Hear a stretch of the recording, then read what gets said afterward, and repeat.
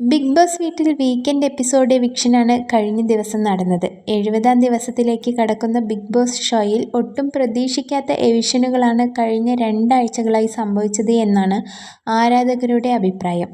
കഴിഞ്ഞ ആഴ്ചയിൽ പുറത്തുപോയിരുന്ന ജിഷിൻ അതൊരു അപ്രതീക്ഷിത എവിക്ഷനായിരുന്നു.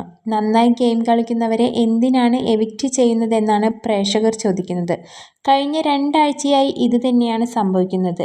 ഇപ്പോൾ ഫീമെയിൽ കണ്ടസ്റ്റൻസിൽ ഏറ്റവും സ്ട്രോങ് ആയിട്ടുള്ള ജിസേൽ ഔട്ടായ വാർത്തയാണ് സോഷ്യൽ മീഡിയയിൽ വലിയ ചർച്ചയാവുന്നത്.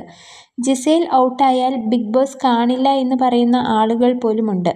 എന്നാൽ ജിസേലിൻ്റെ മമ്മി വീട്ടിൽ വന്നു പോയതിനു പിന്നാലെയാണ് ജിസേൽ ഔട്ടാവുന്നത്.